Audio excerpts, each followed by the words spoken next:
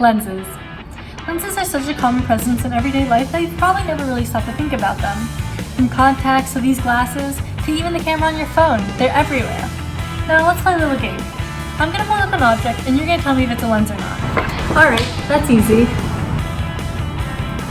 Lens. Obviously not a lens.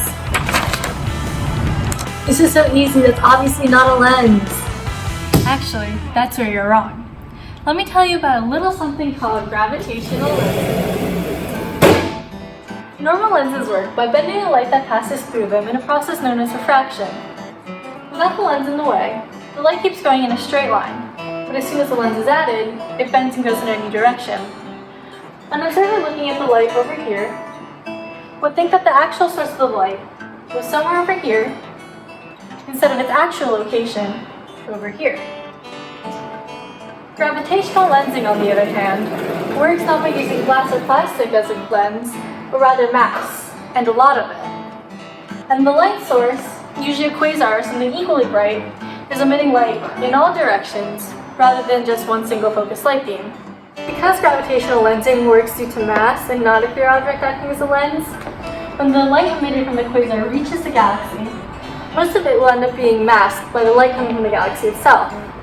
However, the light that goes around the edges of the galaxy will be bent inwards due to the lensing effect of gravity.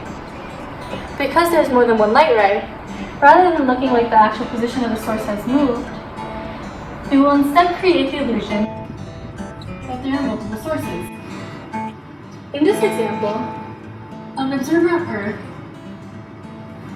would then see two identical sources on either side of the actual position of the source itself.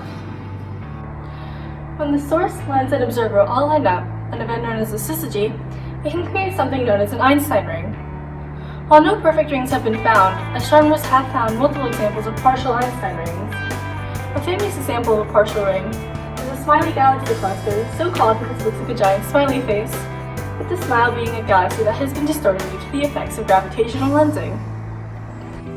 Now that's just the basics of gravitational lensing. There's so much more you can do with it.